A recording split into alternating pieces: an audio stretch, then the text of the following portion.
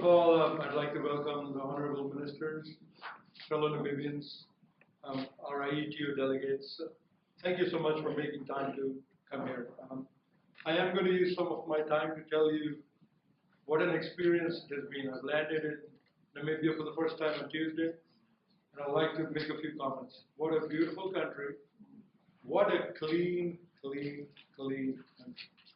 You know, I haven't visited as many countries as Dr. Hassett. You have to listen to this. You know, these young fellows have visited many more countries. I visited a few countries in my lifetime. I can tell you, so far in my lifetime, this is the cleanest country. So please.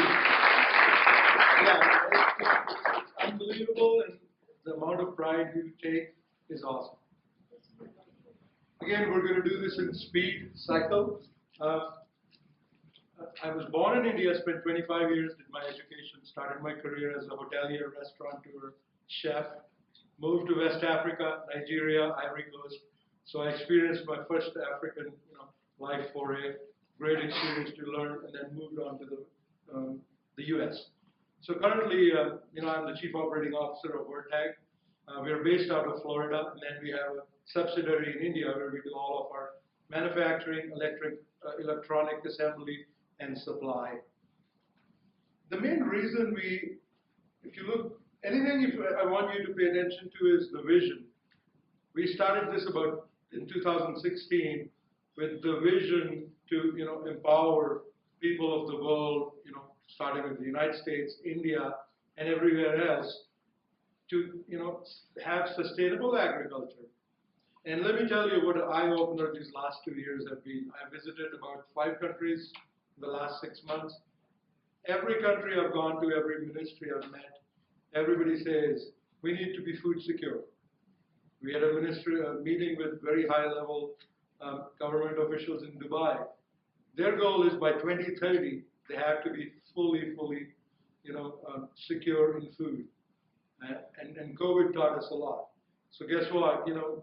What we in our company, our small company, had envisioned.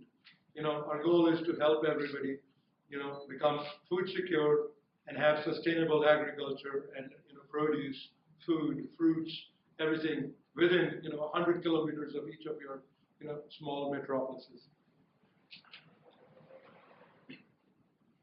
Again, it started with all of the food supply chains, climate change, weather change. Again, like Mr. Bernard said, not trying to be political.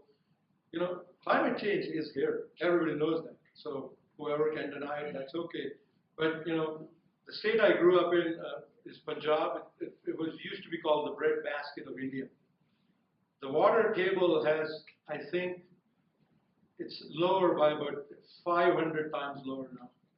So even when we try to bore a tube well or automatic pump, some areas you can't even get water, 500 meters. And it used to be, very, very high before. So climate change is here to stay. And that's why we envisioned and started this company. And, now it's kind of being proven right that, hopefully we can all join together and, take small steps to, combat the change. Again, very quickly, what we've done is we control all the growth parameters in a plant's life cycle. So everything from lighting to CO2 to nitrogen, temperature, pH, everything. We do the growing typically in controlled environment areas or chambers. So it could be this room right here, a warehouse, a glass house, a greenhouse.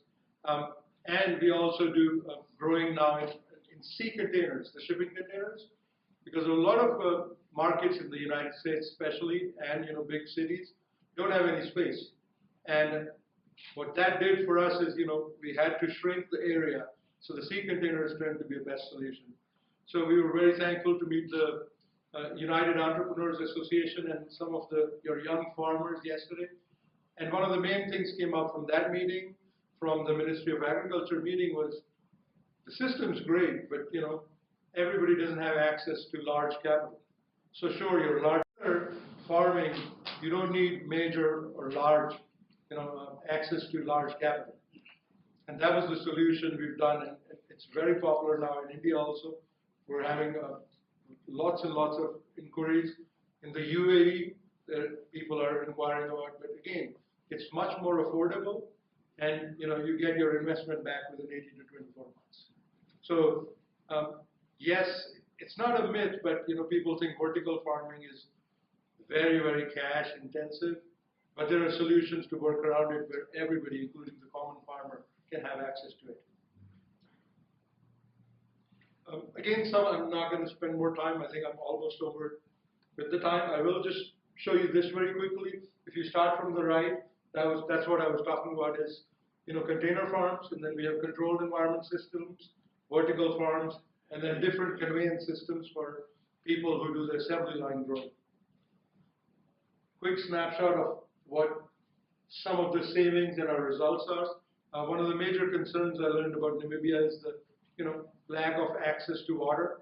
So in a typical CEA system, we use about 10 to 15% of the water you would need on a normal land farm. And we've done studies where what people grow normally in land farming in 50 acres, vertical farms and efficient CEA farms can grow it in 1 acre. So again, it's not a thing of the future anymore, it's here.